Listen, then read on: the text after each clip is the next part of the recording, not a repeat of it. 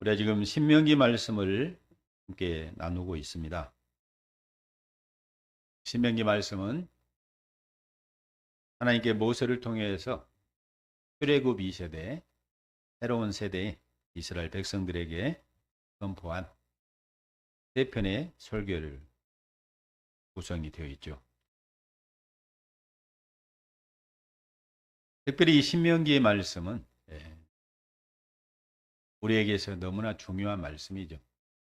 성경 66권 중에서 안 중요한 말씀이 있겠습니까마는, 그러나 여러 가지 면에서 신명기는 아주 중요한 역할을 감당을 합니다. 하나님께서 이스라엘 백성들에게 허락하신 언약의 말씀을, 첫 번째 말씀이 이제 시내산 언약의 말씀이죠. 거기가 이제 주로 출애굽기와 레위기가 시내산 언약의 말씀을 통해서 출애굽 제1세대에게 말씀하셨는데, 그런데 이제 출애굽 제1세대가 광야에서 하나님 앞을 반영하고 그 결과 하나님의 징벌 때문에 여호수아와 갈렙에는 모든 출애굽 제1세대, 1세대가 다 광야에서 사라지게 되죠. 그러면 40년이 지난 상황에서 새로운 세대가 형성이 되었는데, 그 새로운 세대와 더불어서 그들에게 하나님께 모세를 통해서 선포하신 하나님의 언약의 말씀, 이걸 가리켜서 우리는 모압 평지 언약이라 혹은 신명기 언약이라 하는데, 그 말씀이 신명기가 말씀을 하고 있습니다. 그래서 우리는 이제 이 시내산 언약과 신명기, 그 언약을 갱신한 신명기 언약을 가리켜서 우리는 모세 언약 혹은 옛 언약이라 이렇게 우리가 말을 하게 되죠. 그래서 이 특별히 시내산 언약이 갱신된 이 신명기 언약의 말씀이 이스라엘의 이전의 역사를 해석하는 토대가 되어지고, 또 앞으로 가나안 땅에서 이후의 세대에서 이루어질 이스라엘 나라를 평가하는 또 기준이 되어집니다.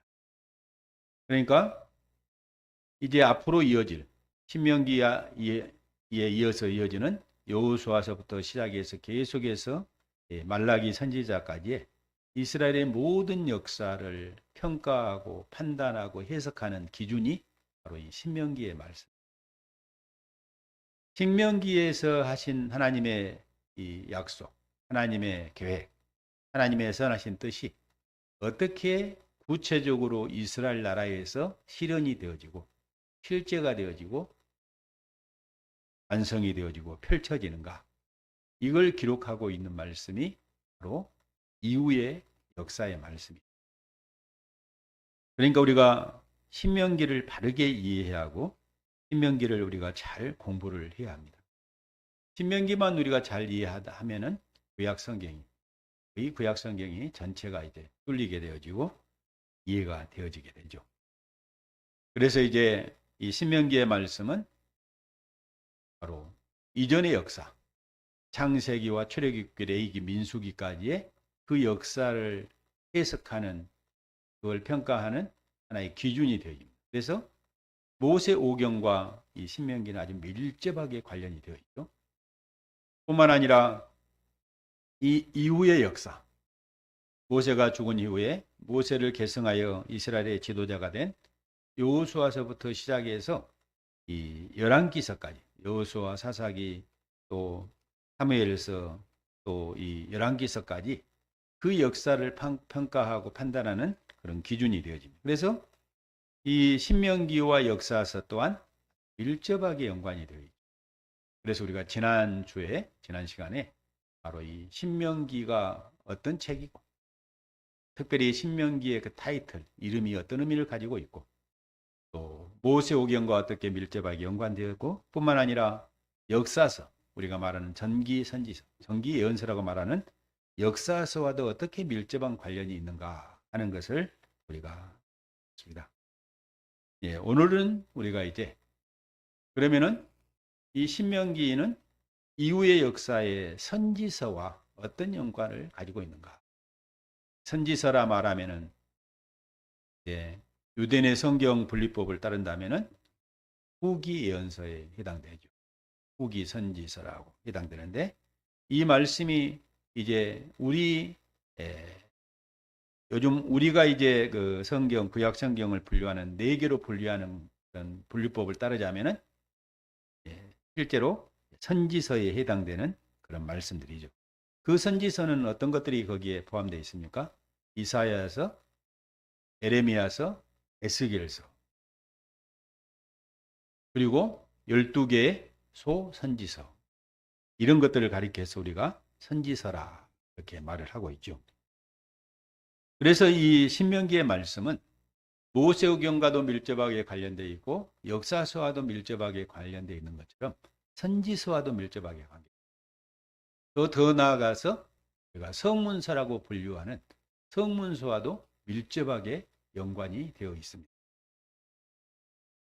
그래서 오늘은 이 신명기가 어떻게 선지서와 성문서와 밀접하게 연관되어 있는가, 이런 것들에 대해서 함께 나누기를 원합니다. 먼저 이스라엘의 역사에서 이 선지자들은 단순한 미래를 예언한 자들이 아니라 신명기 언약의 파수꾼으로서 이스라엘 백성에게 하나님의 뜻을 선포하고 불순종을 책망하며 회개를 촉구했던 이 말씀의 대변자들입니다. 우리는 선지자 혹은 예언자 그러면 어떤 생각만 가져요?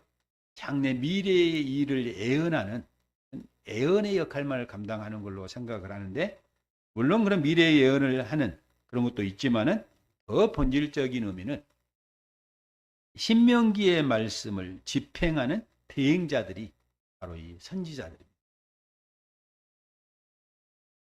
그래서 이 신명기는 이스라엘 백성들이 가나안 땅에 들어가서 겪게 될 그 미래의 삶, 그것에 대해서 아주 자세하게 말씀하고 있죠.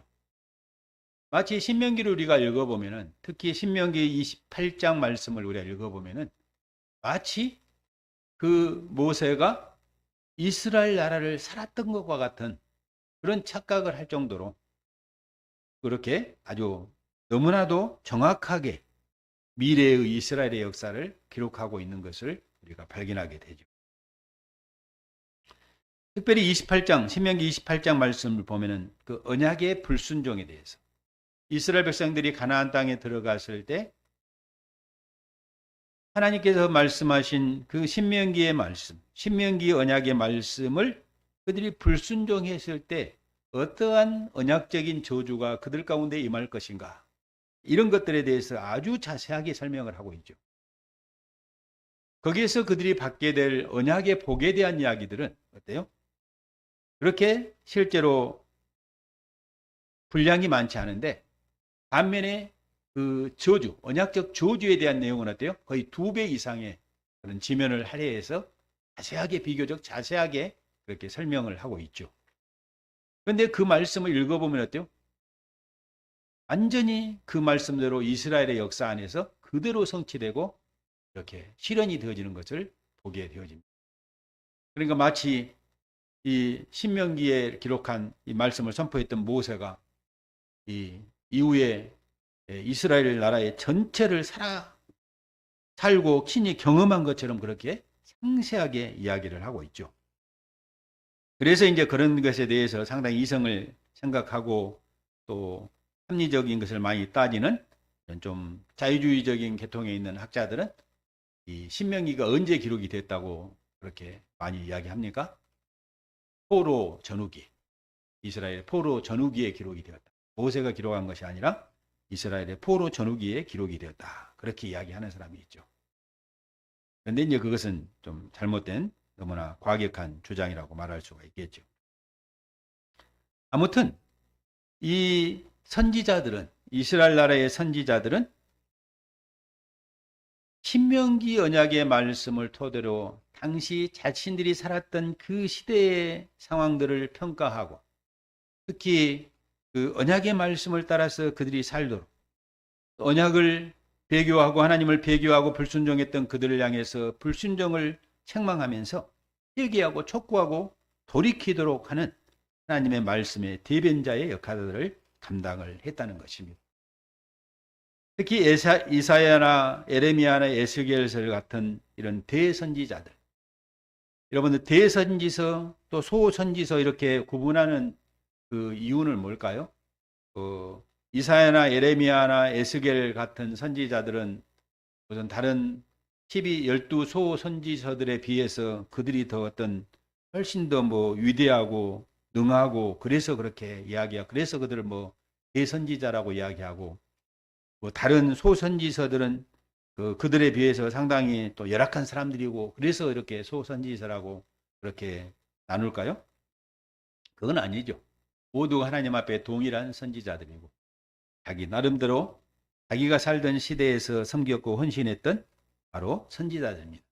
그런데 왜 대선지서, 소선지서, 대선지자, 소선지자라 이렇게 분류하는가? 그것은 분량 때문에 그렇죠. 성경의 분량 때문에 그렇습니다. 12소선지서에 비해서 이사야서나 에레미야서나 에스겔서는 어때요? 훨씬 분량이 많죠. 그래서 대선지서라 그렇게 분류를 하는 것입니다. 아무튼 이사야나 예레미야, 에스겔서 같은 이 선지자들은 이스라엘의 가장 큰 죄악으로 우상 숭배를 지적합니다. 우상 숭배의 죄를 지적합니다. 사실 이 신명기에서 가장 강력하게 금지했던 행위가 바로 뭐였습니까? 우상 숭배였습니다. 너희들이 가나안 땅에 들어가면 오직 여호와 하나님만을 섬기고 그분만을 예배하라 했습니다.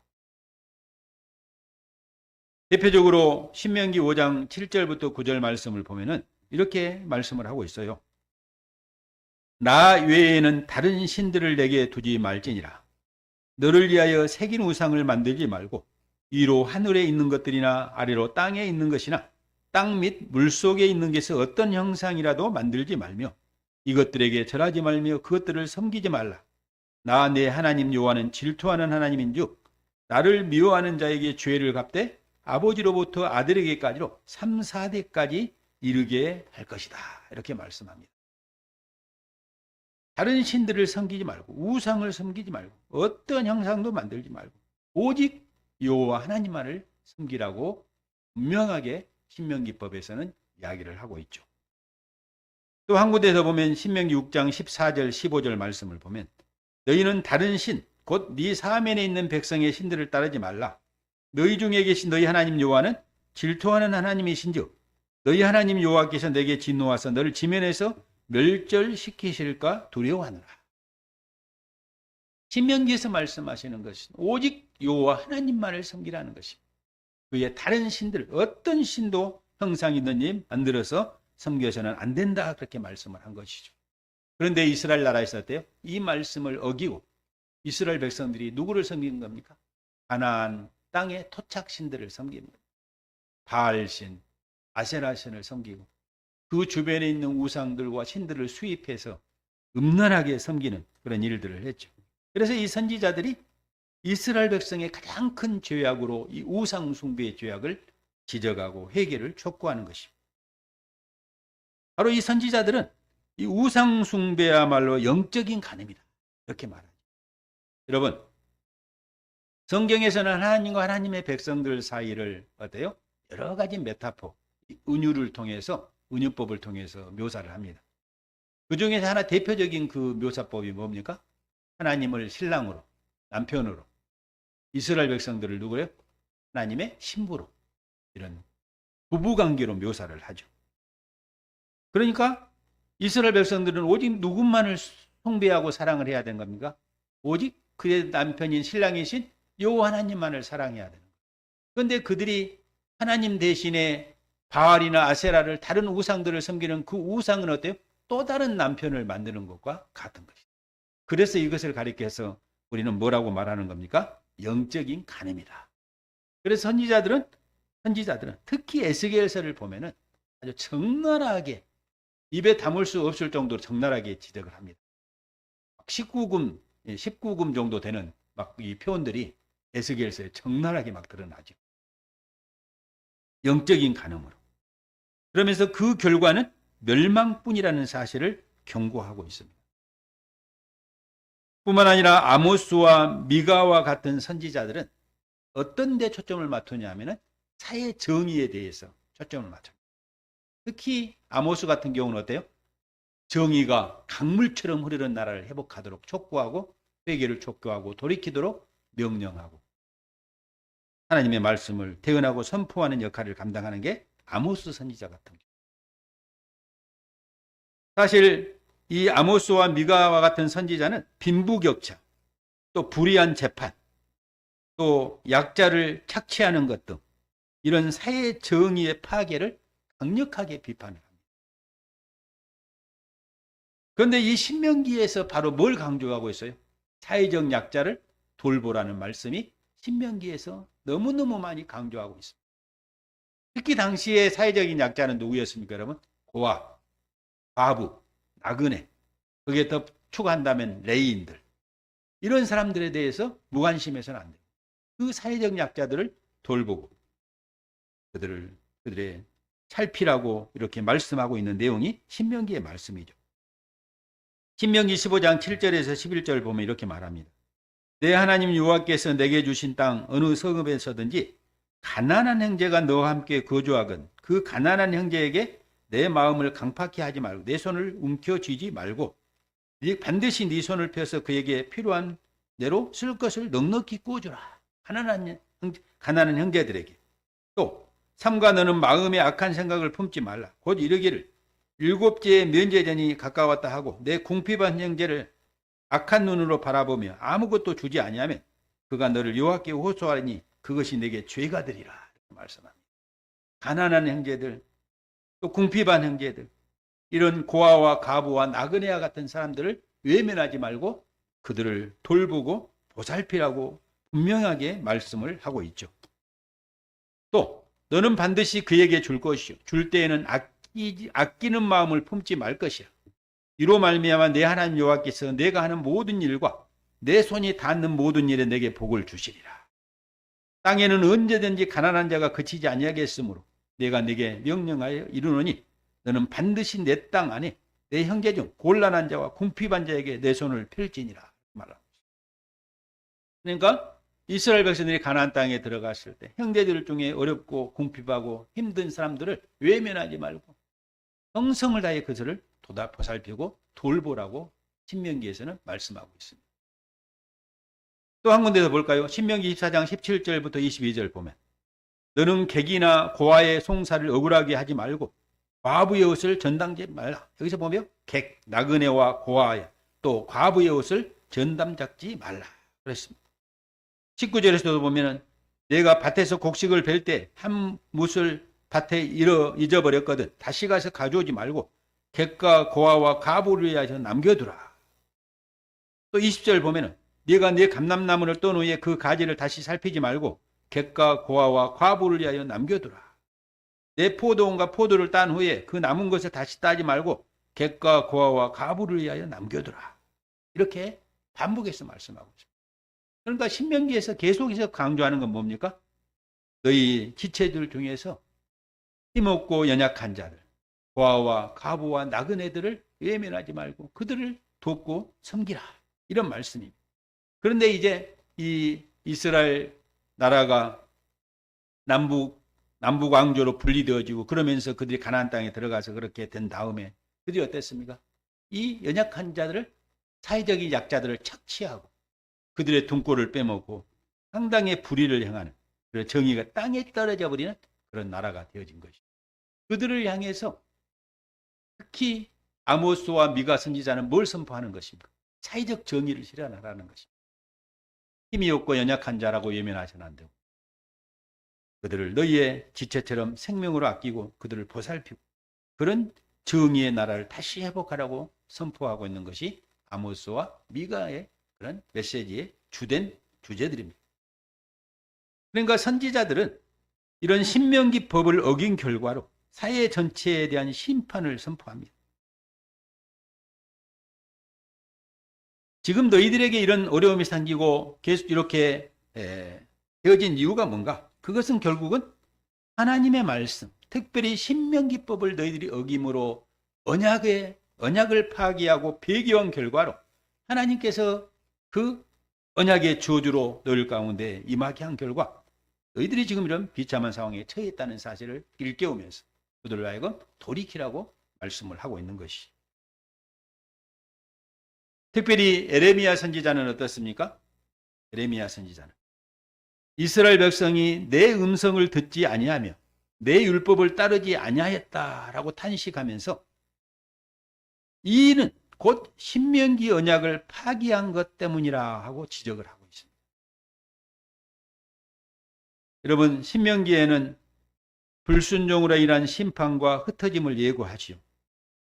그러면서 한번 그들이 불순종함으로 언약의 저주가 임해서 그들에게 이렇게 심판이 임하고 흩어짐이 이루어졌다 할지라도 그냥 끝나버리는 것이 아니라 뭘 요구합니까? 뭘 원합니까? 그들이 그런 상황에서도 이방의 나라에 포로가 잡혀서 고통 가운데 있다 할지라도 그들이 그곳에서 하나님 앞에 진심으로 회개하고 돌이키면 하나님께로 돌아오면 하나님께서 어떻게 하신다고 말합니까? 그들을 다시 모아서 가나안 땅에 이전의 영광스러운 나라를 회복해 주실 것이라는 약속이 또한 담겨 있습니다.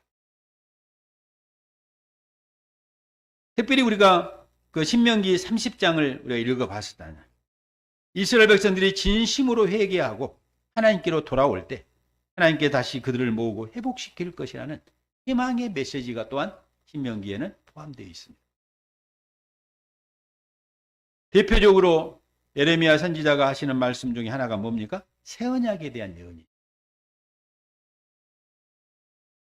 예레미야는 이스라엘 백성들의 언약 파기로 인해서 옛 언약이 실패했지만 여러분 옛 언약이 뭐라고 말씀했습니까? 제가 서두에 옛 언약은 이 시내산 언약 플러스 그것을 갱신한 신명기 언약이 모세 언약이고 이게 옛 언약이라. 그러니까 옛 언약에서 이스라엘 백성들이 실패했어요. 그렇지만 하나님께서 어떻게 하신다고 말합니까? 율법을 마음에 기록함으로 새 언약을 맺을 것이라고 말씀하셨습니다. 너무 중요한 구절인데 우리 한번 같이 읽어봤으면 좋겠어요. 예레미야 31장 31절부터 34절까지 찾아서 같이 읽어보겠습니다. 예레미야 31장 31절부터 34절까지.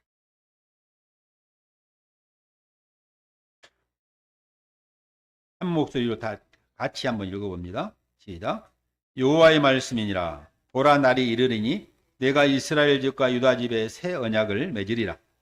이 언약은 내가 그들의 조상들의 손을 잡고 애굽 땅에서 인도하여 내던 날에 맺은 것과 같이 아니할 것은 내가 그들의 남편이 되었어도 그들이 내 언약을 깨뜨렸습니다. 여호와의 말씀이니라. 그러나 그날 후에 내가 이스라엘 집과 맺을 언약은 이러하니 곧 내가 나의 법을 그들의 속에 두며 그 마음에 기록하여 나는 그들의 하나님이 되고 그들은 내 백성이 될 것이라. 여호와의 말씀이니라. 그들이 다시는 각기 이웃과 형제를 가르쳐 이르기를 너는 여호와를 알라 하지 아니하리니 이는 작은 자로부터 큰 자까지 다 나를 알기 때문이라. 내가 그들의 악행을 사하고 다시는 그 죄를 기억하지 아니하리라. 여호와의 말씀이니라. 아멘. 이 말씀이 예레미야 선지자가 말씀하시는 새 언약에 대한 말씀. 아주 중요한 성경 구절이죠. 신명기의 말씀을 이어받아서 이제는 새 언약을 세우시는데 하나님께서 그 계명을 하나님의 말씀을 어디에 세우신다고요? 신비에 세우신다. 신비. 여기 말씀을 보면 신비에 세운다고 말합니다. 특별히 33절 말씀을 보면은 그날 후로 이스라엘 집과 얻을 맺을 언약은 이러하니 내가 나의 법을 그들의 속에 마음에 기록한다. 그렇죠. 여러분 옛 언약은 어디에 기록했습니까? 하나님의 말씀을 돌비에겠죠. 돌비에. 그런데 이제 새 언약의 말씀은 새 언약 백성들의 어디에 하나님의 말씀을 새기겠다는 거예요? 마음판에 새기겠다. 마음판에 새기겠다 하는 이야기. 그래서 그 언약을 새롭게 체결함으로 하나님이 이스라엘의 하나님의 백성의 하나님이 되고 그들은 하나님의 백성이 될 것이라 그렇게 말씀하죠.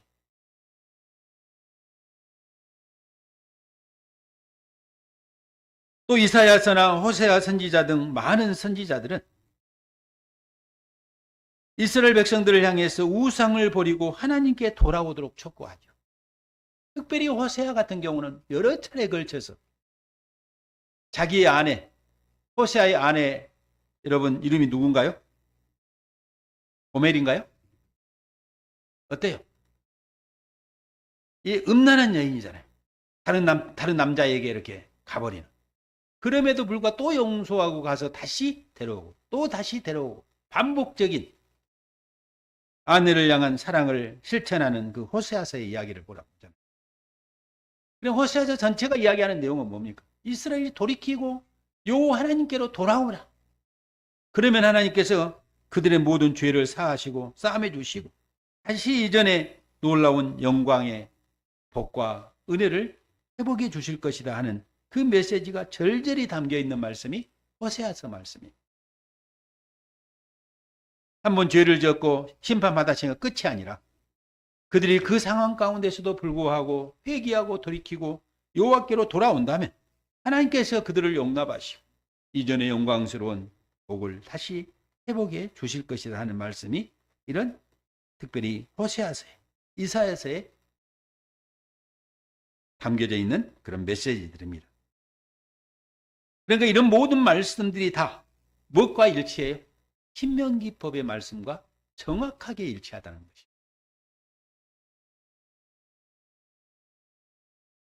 그래서 궁극적으로 선지자들은 심판과 회복의 가족성에서 장차 오실 메시아를 통해서 하나님의 궁극적인 구원과 통치가 임할 것을 예언을 했죠. 그런데 그 궁극적인 승리와 통치, 하나님께서 주실 메시아, 모세와 같은 선지자를 보내주실 것인데 그 모세와 같은 선지자를 통해서 하나님은 회복의 나라, 치유의 나라를 회복하실 것을 말씀하셨습니다.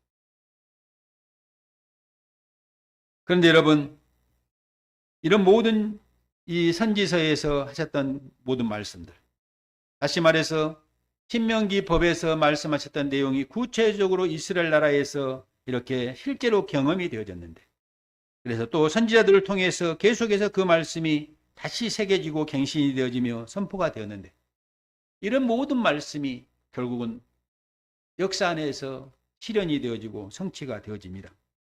결국 누구를 통해서 이루어집니까? 그분은 바로 예수 그리스도시죠.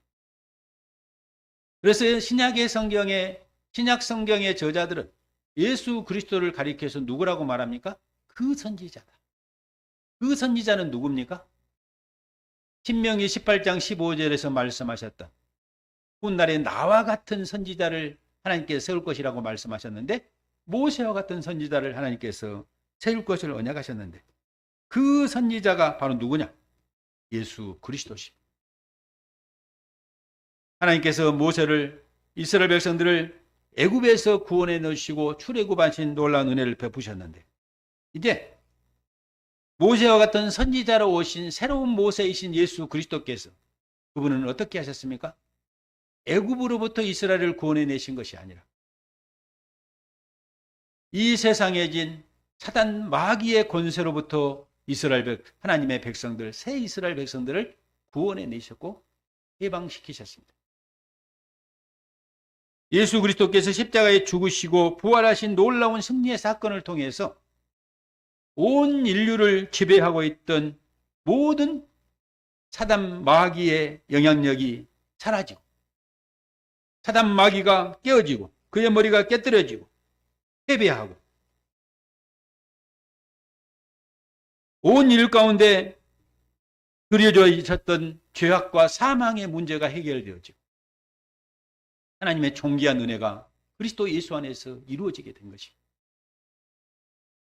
하나님은 모세를 통해서 이스라엘 백성들에게 돌판에 새긴 하나님의 말씀을 주었지만, 옛 언약의 말씀을 주었지만, 옛 계명을 주었지만 이스라엘은 실패했습니다. 그러나 새로운 모세이신 예수 그리스도, 그분은 자기가 십자가에 죽으시고 부활하심으로 승리하셨고, 그 승리하신 놀라운 은혜 안에서 성령을 우리 가운데 부어주셨고, 예수 그리스도를 믿는 모든 하나님의 백성들 영 안에 이제 성령께서 친히 내주하시고 우리의 속에 하나님의 말씀을 기록하고 깨닫게 하고 말씀을 선포하는 놀라운 은혜를 우리 가운데 허락해 주셨죠. 하나님의 아들 예수 그리스도께서는 우리들에게 말씀하셨죠. 우리를 새 언약의 백성으로 삼아 주셨고요. 그 언약의 말씀에 신실하게 살아가도록 우리를 축복하시고 함께해 주십니다. 우리를 건지시고 구원하신 그 하나님, 비록 또 우리가 넘어지고 실패한 것 때문에 어둠 가운데 절망 가운데 있을 때 우리가 우리의 죄를 깨닫고 하나님 앞에 돌이키고 하나님 앞에 돌아가면 하나님께서는 우리의 모든 죄 문제를 해결해 주시고 다시 영광스러운 충만한 은과 복을 우리에게 주시는 놀라운 은혜를 우리 가운데 함께 주시고 있습니다. 이게 그리스도 예수 안에서 우리 신약의 백성들이 누리고 있는 놀라운 하나님의 복이죠. 이상 우리가 이제 어떻게 신명기 법과 이 선지서가 관계가 있는가를 살펴봤는데, 마지막으로 성문서와 이 신명기 법이 또 어떻게 연관되었는가 하는 것을 우리가 살펴보도록 하겠습니다. 이 성문서는 크게 두 부분으로 나눌 수도 있어요. 크게 두 부분으로 나눌 수 있는데, 이 시가서, 욥기, 시편, 잠언, 전도, 아가서 이런 것들은 이제 우리 시가서라 말하죠. 또 우리가 또 나머지를 성문서라고 말하죠. 그 성문서가 이제 룻기나 에레미야, 예가, 에스더, 또 다니엘서, 에스라, 느헤미야, 역대기서 여기에 이제 포함이 되죠. 그러니까 이 성문서들 또한 신명기 법과 신명기 언약과 밀접하게 연관이 되어 있습니다. 이 성문서는 이스라엘 백성들이 가나안 땅에서 살면서 가나안 땅에서 살아가면서 실제로 그들이 경험했던 희로애락을 지혜 문서를 통해서 혹은 어때요? 찬양의 말로 이렇게 고백한 내용들이 이 성문서의 내용들입니다. 그러니까 이 신명기의 법은 단순히 명령이 아니라 이스라엘 백성들을 지혜롭게 하는 법이고 다른 민족들 위해서 명철하게 만드는 요소가 있고 모든 이방인 나라에서 뛰어난 백성으로 이스라엘을 만드는 아주 중요한 법이 이 신명기의 법이죠. 온 땅이, 온 민족들이 아담 이후로 절망과 고통 가운데 있을 때 하나님께 특별히 선택을 받은 이스라엘 백성들에게 하나님께 뭘 주셨어요? 이 언약의 법, 옛 언약의 법, 모세의 법, 신명기의 법을 주신 것입니다. 그래서 이 신명기의 법이 바로 이스라엘을 다른 이방 나라들보다 지혜로운 민족으로 세워주셨고 명철한 민족으로, 탁월한 민족으로 그들을 만들어 주신 것입니다. 그래서 신명기 4장 6절에서 8절은 이렇게 말합니다. 너희는 지켜 행하라. 이것이 여러 민족 앞에서 너희의 지혜요 너희의 지식이라. 뭐라고 말합니까? 이 율법을 지켜 행하는 것이 여러 민족 앞에서 너희의 지혜요 지식이라고 말하고 있습니다.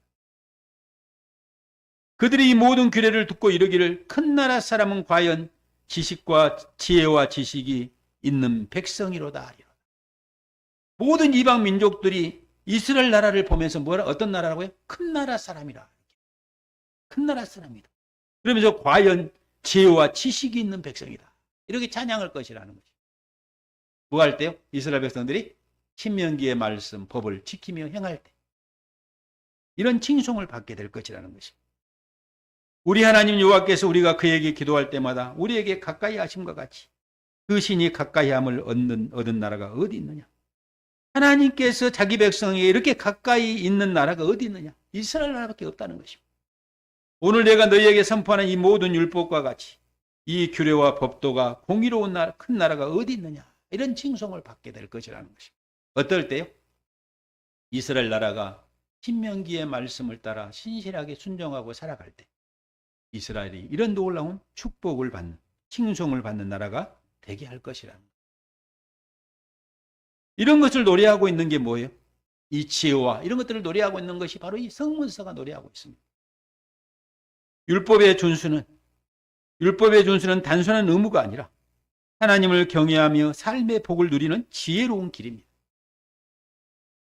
신명기는 정치 부분, 경제적인 영역, 사회 정의, 가족관계 등 살아가는 삶의 모든 영역에서, 다양한 영역에서 하나님의 뜻을 따르는 방법을 가르치고 있습니다.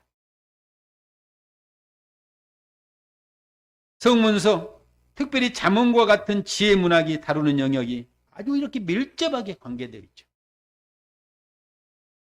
신명기는 하나님의 구원의 역사와 언약에 대한 응답으로서 이스라엘 백성들이 하나님 앞에 드렸던 예배와 찬양을 강조하고 있습니다. 그런데 이 모든 신명기에서 강조했던 예배와 찬양이 어디에서 펼쳐져 나옵니까? 시편에서 펼쳐져 나옵니다. 150편에 달하는 시편이 그 하나님을 향한 이스라엘 백성들의 찬양을 담고 있습니다. 뿐만 아니라 성문서는 신명기에서 강조된 언약 신약의 그 보응 원리, 언약적 신율주의라고 말하는 언약적인 보응 원리죠. 그건 뭡니까? 이 언약의 말씀을 듣고 순종하면 너희들이 이러이러한 복을 받을 것이다. 그런데 너희들이 이 언약의 말씀을 듣고도 순종하지 않으면, 불순종하게 되면 이러이러한 언약의 저주가 너희에게 임할 것이다 하는 것이 언약적 신율주의, 언약적 보응 원리를 말합니다. 그런데 이 원리가 개인과 이스라엘 공동체의 삶 속에서 다양한 형태로 경험되고 해석되는 내용을 담고 있습니다. 이게 성문서가 담고 있는 거예요. 특별히 시편 1편 말씀을 보면 어떤 말씀으로 시작합니까? 복이라는 말로 시작합니다. 시편 1, 2편은 하나의 시편이죠. 아니지 않습니다. 그래서 복이라는 말로 시작하여 복이라는 말로 끝납니다. 2편이. 2편 마지막이 결론이 복이라는 말로 끝나요. 그래서 어떤 사람이 복인가? 어떤 사람이 언약의 복을 누리며 그 신명기 말씀이 선포했던 이 말씀을 순종하는 자들의 이런 언약의 복이 주어질 것이라고 말했는데 그런 복을 누리게 되는가? 어떤 사람이 하는가? 그것은 뭐라고 말해요? 바로 악인의 꾀를 따르지 아니하고 오직 여호와의 율법을 즐거워하고 그 율법을 주야로 묵상하는 자가 이런 복을 누릴 것이라는 것이죠. 무슨 말이에요? 여기서 말하는 이 언약의 여호와의 율법은 지금 어떤 걸 말합니까? 신명기법을 말합니다.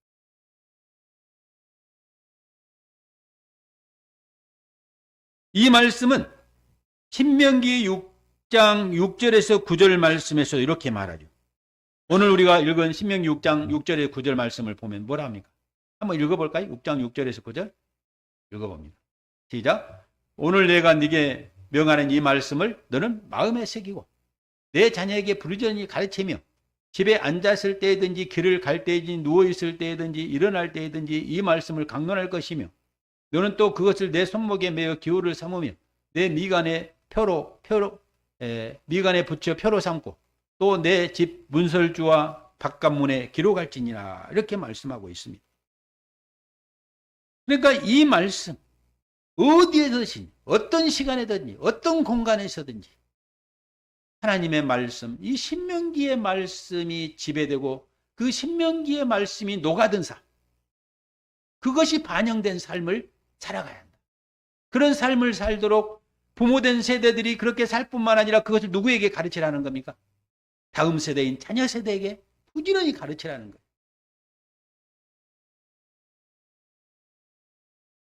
이런 삶을 살아가는 자가 누구라고 시편은 이야기하고 있어요? 그런 사람들이 복 있는 자다. 그들이 언약의 복을 누릴 수 있는 자들이다. 그렇게 이야기를 하고 있습니다. 그래서 시편을 보면은 이 여호와의 말씀 율법에 대한 찬양의 내용들이 가득 차 있고 특별히 시편 19편과 119편, 특별히 119편은 가장 긴 장이잖아요. 율법을 찬양하는 신명기의 법을 찬양하는 내용으로 아름다운 내용들로 가득 차 있습니다. 바로 율법의 아름다움과 그의 준수의 중요성을 찬양하는 내용이 시편 19편, 특별히 시편 119편이 그렇게 이야기를 하고 있습니다. 여러분, 시편은 이스라엘 역사 속에 나타난 하나님의 언약적 신실함을 찬양을 합니다. 신명기가 끊임없이 상기시키는 하나님의 구원의 역사를 기억하고 찬양하는 태도와 정확하게 일치합니다. 많은 시편은 의인의 번성과 악인의 멸망을 노래합니다. 의인은 누굽니까? 의인은 여호와의 말씀을 신실하게 지키는 순종하는 자들이 의인입니다. 그들이 누리는 축복, 번성을 이야기하고요. 반면에 악인은 누구입니까? 말씀만 듣고 행하지 않고 불순종하는 그런 사람을 악인이라고 말하면서 그 악인에게 쏟아질 멸망, 저주를 노래하며 정확하게 시편의 언약적 신유주의를 개인적 차원에서 적용하고 있습니다. 시편에 나오는 수많은 탄식의 노래가 있잖아요. 개인적인 탄식의 노래, 공동체의 탄식의 노래. 이런 노래들을 보면 다 어떤 걸 담고 있습니까? 언약의 말씀을 불순종함으로 말미암아 자기들에게 닥친 현실적인 고통과 어려움 가운데서 탄식하는 노래가 대부분입니다. 그거에서 그들이 하나님의 구원을 갈구하고 있는 그런 모습들을 우리가 보게 되어지죠. 시편이 그렇다면 잠언은 어떤 내용입니까? 여러분, 잠언은 여호와를 경외하는 것이 지식의 근본이며 지혜의 근본이라고 말합니다. 이 말씀은 신명기에서 내 하나님 여호와를 경외하고 그 모든 도를 행하라고 강조한 것과 맥을 같이 합니다. 하나님을 경외하는 것이 곧 율법을 존중하고 지혜로운 삶을 사는 토대가 된다. 이것이 잠언이 말하는 내용입니다. 한마디로 말해서 신명기의 법을 지키며 순종하는 삶, 그것이 여호와 하나님을 경외하는 것이고, 그런 자들이 지혜로운 자고 그들이 명철한 자라 하는 사실을 반복해서 강조하고 있는 것이 지혜서인 잠언서가 하는 내용들입니다. 잠언은 의로운 삶, 순종에는 복이 따르고 악한 삶, 불순종하는 삶에는 재앙이 따른다는 신명기의 언약적 보응 원리를 일상의 삶에 명락에 강조하며 나타나는 말씀들입니다. 잠언은 재물, 노동, 언어, 가족, 친구관계 등 삶의 모든 영역에서 지혜로운 선택을 하도록 가르치는데, 어떤 사람이 그 지혜로운 선택을 하는가? 신명기법, 여호와의 율법을 순수하게 지키며 신실하게 순종하며 살아가는 자들이라 하는 그런 내용을 담고 있습니다. 여러분, 이처럼 성문서는 신명기의 법이 옛언약 백성 이스라엘의 모든 삶의 영역에서 긍정적으로 혹은 부정적으로 녹아든 실제적인 증거를 고백한 내용들이 성문서입니다. 그러니까 성문서 또한 신명기와 밀접하게 연관되어 있다는 거죠. 그래서 우리가 신명기를 이렇게 바르게 공부하는 것이 너무너무 우리에게 중요하고, 특별히 하나님께서 우리 강주 동행교회 신명기 말씀을 또 함께 나눌 수 있는 기회를 주셨고, 이것이 얼마나 우리에게 큰 복인지를 생각하면서 기대하는 마음과 설레는 마음으로 함께 나갔으면 좋겠습니다. 여러분, 이런 성문서가 옛 계명 말씀, 신명기의 말씀이 그들의 삶에 녹아든 그런 삶, 옛 언약 백성들의 희노애락을 노래하는 삶이었던 것처럼, 하나님은 이제 예수 그리스도 안에서 구속받은 새 언약의 백성, 새 이스라엘인 우리를 향해서 이제는 어떤 말씀을 우리에게 주셨습니까? 새 계명을 우리에게 주셨죠. 새 언약의 계명을 우리에게 허락해 주셨습니다. 그 말씀을 우리의 신비에 새겨 주셨고, 우리 안에 내주하신 성령께서 끊임없이 그 말씀을 생각나게 하고 깨닫게 하고 가르치게 함으로 통해서 우리에게 늘 요구하고 우리를 자극하고 우리에게 촉구해 나아갑니다. 우리는 그 내면의 소리, 우리의 내면에서 말씀하시는 성령의 세미한 음성에 귀를 기울이며 살아가야 합니다. 그리고 그 새 언약의 계명이 실제 우리의 삶에서 녹아든 삶을 살아가야 합니다. 이론에만 있고 지식만 있는 그런 삶이 아니라 실제 우리의 삶에서, 우리의 인간관계 안에서, 우리 여러분처럼 지금 공부하고 있는 이 대학의 생활 가운데서, 친구관계 안에서, 학업의 과정에서, 모든 삶의 영역에서 살아가는 기준이 뭔가? 새 언약의 말씀입니다. 그 말씀이 녹아든 삶, 그 안에서 우리는 하나님을 찬양하고 하나님을 예배하고 그렇게 살아가야 할 것입니다. 여러분, 예수님께서 산상설교에서 새 언약의 계명의 율례와 법도를 선포하신 다음에 마지막 결론으로 하신 말씀이 뭡니까? 이 언약의 말씀을 듣고 순종하지 않는 자들은 모래 위에 집을 지은 어리석은 자와 같다고 말합니다. 비가 오고 창수가 나고 바람이 불면 어때요? 쓸려서 집이 다 무너져 버린다는 것이. 그러나 반면에 이 언약의 말씀을 듣고 순종하는 자는 누구와 같다고 합니까? 마치 반석 위에 집을 지은 지혜로운 자와 같다고 말씀하고 있습니다. 여전히 예수님께서도 우리에게 말씀하십니다. 뭐라고요? 이 언약의 말씀, 새 언약의 말씀에 순종하는 자가 언약의 복을 누리게 될 것이다.